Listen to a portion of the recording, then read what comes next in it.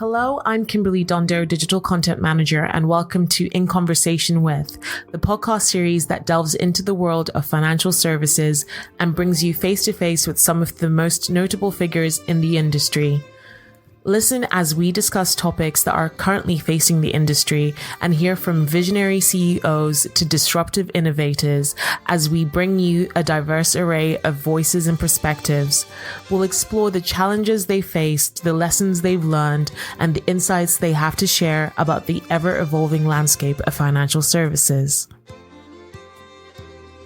My name is Tom Browne, editor of Money Marketing, and to discuss the impact of the recent budget in terms of buying, selling and consolidation in the financial advice space and many other things, I'm delighted to be joined by Roderic Rennison, founder and partner of Catalyst Partners and sometime money marketing columnist. Roderic, thanks very much for making the journey to Money Marketing Towers. It's a pleasure.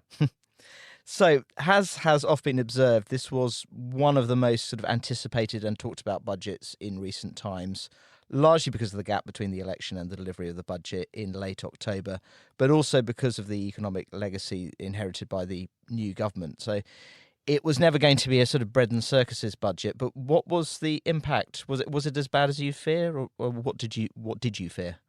I think the overall consensus has been that it's not as bad as we thought, save only perhaps for those employers who weren't expecting a big hike in their NI contributions. But so far as owners of businesses are concerned, I think there was, in general, a weary resignation there was going to be an increase, but a pleasant surprise that it wasn't as much as feared. That said, for those up to $1 million, a 4% increase from 2025 on the 6th of April and another 4% from 2026, a total of 8%, isn't inconsiderable, but on the capital gains tax, an increase from 20 to 24 was rather less than some people feared, where figures of 28%, 30% and in extremis over 40% had been bandied about. So a general sigh of some relief. But as you said, the sort of taken together, the sort of these proposed changes are not trivial, as you mentioned. So for those selling within the 1 million business assets disposal relief threshold, so that's an additional 80,000. That's quite a considerable hike, isn't it? It is a significant hike, and I think for the owners of a small business that's going to be under the 1 million cap, it is quite a significant increase. I mean, the net benefit is, after those two increases between 25 and 26, is 60,000 in terms of the saving from what was there previously. So, no, it has an impact. And I suppose, in terms of an impact, the key question is, will that impact all those changes that we've seen in the business in the budget, deter those minded to sell their businesses? No, there's been no sign of that whatsoever. But I think that comes down to a broader point, which is that anybody contemplating selling their business shouldn't let the proverbial tax tail wag the deal dog. So the decision to actually decide to sell the business should be the fundamental one, and the tax should follow. And then, depending what the tax is, one should seek to mitigate it as far as possible. So one mitigation at the moment is for those who are contemplating an asset sale and perhaps have already started the process, if possible, they'll want to complete it before the 6th of April 2025, so they save 4%, and for those who can't do that, at least they'll save another 4% if they can complete it before the 6th of April 2026. And are we already seeing the effects of that, of people trying to get in before that deadline? Yes, we've got clients already who are saying, for existing transactions, can we complete before the 6th of April? And that would apply equally for share arrangements where, they're going to, if it's a larger one, they're going to pay capital gains tax an increase of 4%. So if they can complete before the 6th of April 2025, why wouldn't you do that? But again, I come back to the point, you shouldn't rush the process. So it's often talked about there is due diligence and lots of it from the acquirer, but equally there should be due diligence from the seller, which we assist with. And until the seller is completely satisfied and their advisors, their solicitor and ourselves are completely satisfied it's the right deal, they shouldn't hurry into it just for the sake of trying to beat a tax deadline. Yeah, no, the point you made about the tax tail not wagging the deal dog, everyone remembers. Well, certainly I did a lot of on-stage sort of events in the run-up to a budget, and all the advisors sort of saying, well, we were having to field all kinds of anxious calls from our clients, sort of saying, what should we do? And the advisors saying, well, wait and see, don't do anything hasty, whatever you do. I'm sure all of those advisors are, well, now they're getting lots and lots of calls saying, well, what's the impact? What does this mean? What do I do now? But yeah, as you would say, you would make the same point of any transaction. Don't be hasty, don't be swayed by tax alone. No, absolutely. And I suppose some of the macro elements shouldn't be forgotten in some of these discussions. I mean, for example, like, will the UK, in the light of the budget, be considered a less attractive place to invest by North American private equity firms, for example? I don't believe so. I think the benefits that are seen by North American, particularly US private equity in the UK, continue to exist. And that is that in the US, to do deals, they're going to be paying somewhere in the mid-20s, 24, 26 times EBITDA. And in the UK, they're probably comparably, when they've gathered a number of businesses together and consolidated them, they're probably going to be paying between 14 and 16 times. So there's a significant benefit, added to which the UK is seen as a stable jurisdiction with a stable and well-ordered regulatory regime.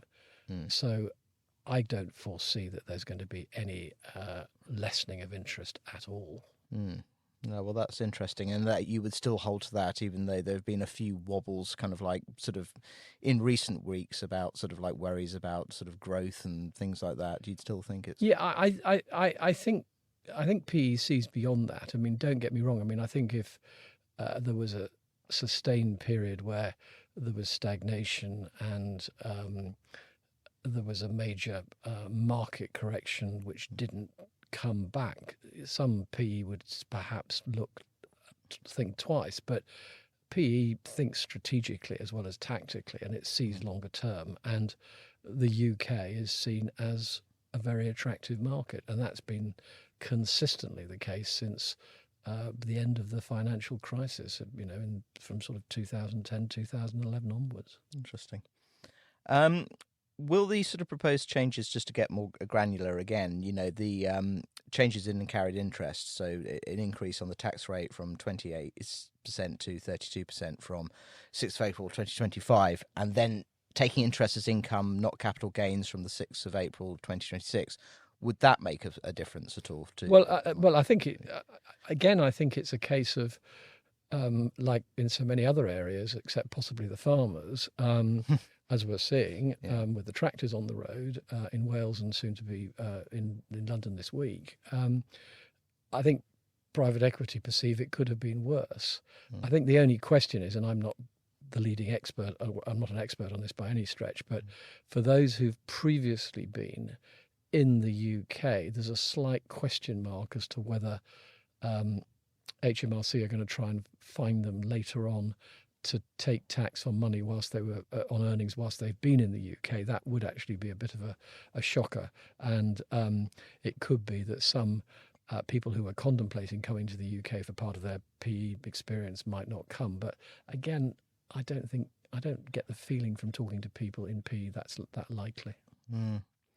And will the budget proposals sort of negatively impact on the sort of underlying value of financial intermediary firms? I mean, so for example, the proposed change to pension death benefits, just in terms of, what people perceive as value, I suppose, in those. Right? Well, that's a really interesting question. There's been quite a lot of discussion about that. I think it's too early to say. We know what the legislation says, that the consultation is in relation to how it's going to be implemented, and that's from 2027.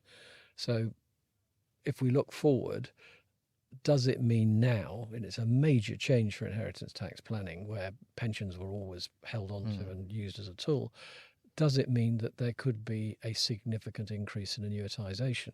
And of course, if there is an increase in annuitisation, that over time will lead to a diminution in funds under management. So that would have a knock-on effect on the value of businesses. But the converse to that, as I see it, and perhaps I've missed a trick, is that if they're taking money from their pensions, maybe they're not running down their ISAs and their GIAs as fast. Oh, that's interesting. So actually, what is the net impact? Maybe it's not as great as people, who are speculating about annuitization think.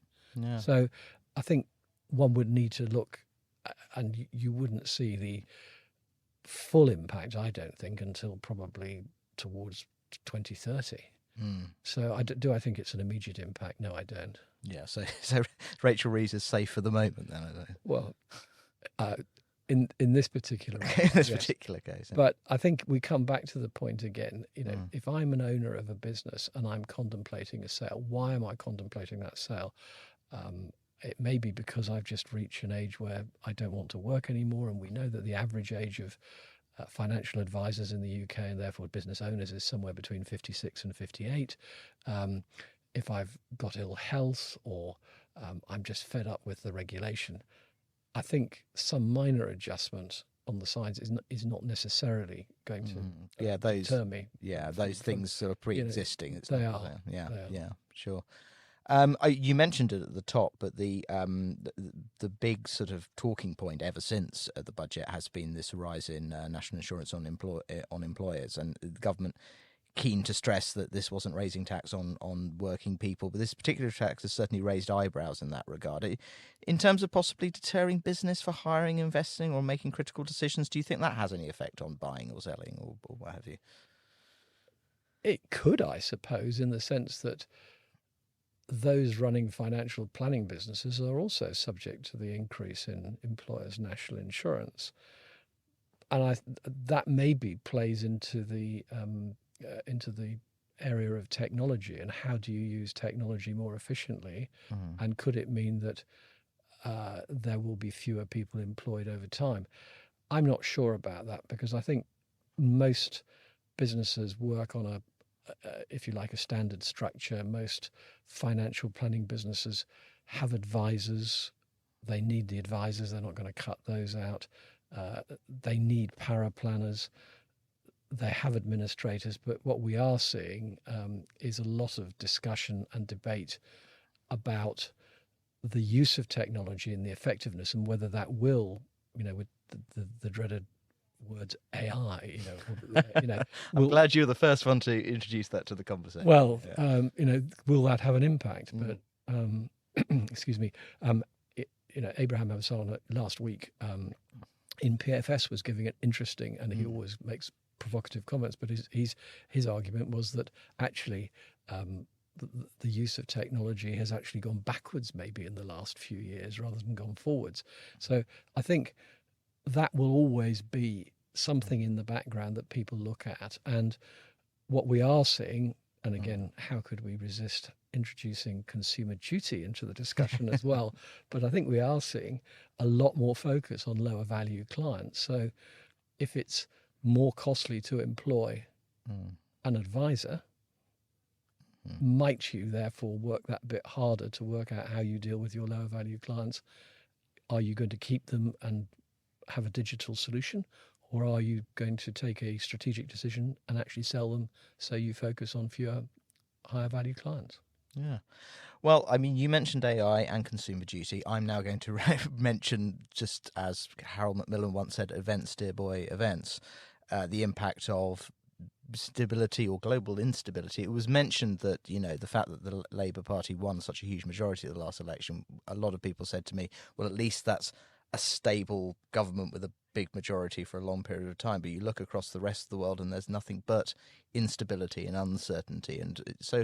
And I'll mention, of course, the recent US election, all of these kinds of things that, that happened post the budget. Where's your take on what impact that has within this space? Well, I think we do live evidently in much less certain times. Nearer to home, we have the Ukraine conflict. We have the effective collapse, apparently, of the coalition in Germany. there are a series of things going on nearer to home as well as the US election. But the consensus still appears to be that if all of those things can be managed within boundaries, then the sense of entrepreneurship that will come from the States from Trump, whether you like his politics or not, appears positive, at least for a period of time. And I think it would take a significant market correction, which didn't have an early bounce back, to, I think, make people stop and think. People in this country, another statistic we can bandy around, but it's reckoned that between only 8 and 9% of the UK population have access to face-to-face advice. There is an advice gap. Arguably, it's growing. In the States, it's 20%. There's still a significant headwind for demand. So I can't see in the foreseeable future, unless there are catastrophic world events, why there wouldn't be a continuing very good future for financial planning firms, and in turn good outcomes for those who choose to sell their firm, providing they obtain the right advice and go about it in a systematic way. Well, as always, obtain the right advice. It's nice to have an optimistic note on which to round these conversations up. Roderic, thank you very much for joining me. It's been my pleasure. Excellent. Thank you for listening to In Conversation With. We do hope that you enjoyed it. Please do keep up to date with all our new releases via Podbean, Apple Podcasts, Spotify, and everywhere else you get your podcasts from. You can also keep up to date with all our new content published on the Money Marketing website, as well as our print edition Money Marketing magazine. So make sure to subscribe. Follow us on Twitter, LinkedIn, Facebook, and Instagram. See you next time.